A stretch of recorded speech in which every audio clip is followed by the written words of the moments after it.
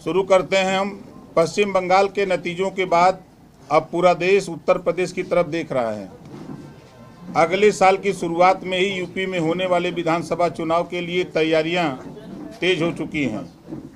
NDA इस बार BJP की अगुवाई में 2017 से 17 के रिकॉर्ड को पार करने के लक्ष्य को लेकर मैदान में है।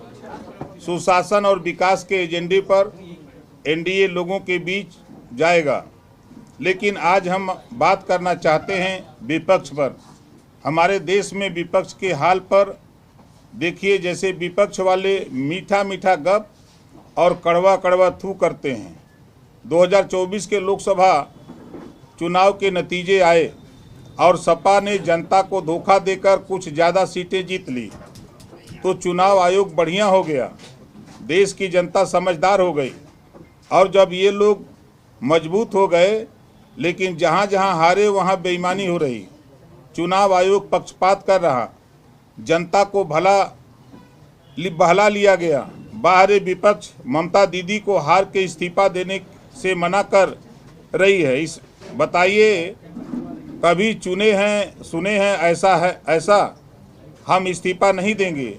ये वही लोग हैं जो संविधान करके लोकसभा में धोखा दे रहे थे, संविधान की दुहाई दे रहे थे और जनता को धोखा दे रहे थे। आज इनके लिए संविधान कहाँ है? किस संविधान में लिखा है कि हार जाओ तो इस्तीफा मत दो?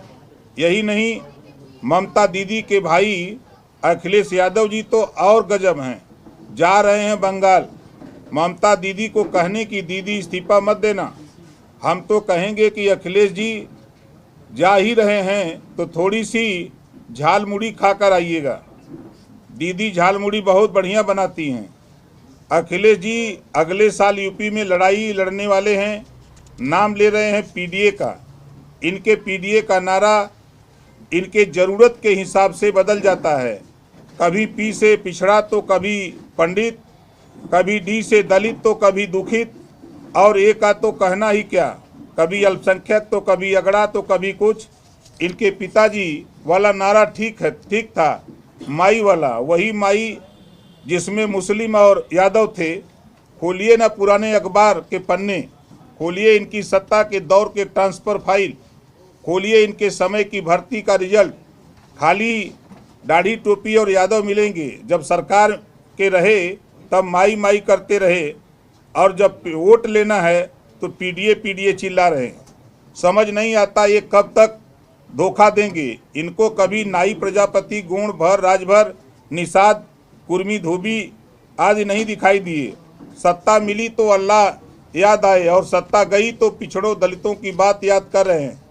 इनका पीडीए सिर्फ डिम्पल एंड अखिलेश है और कुछ नहीं।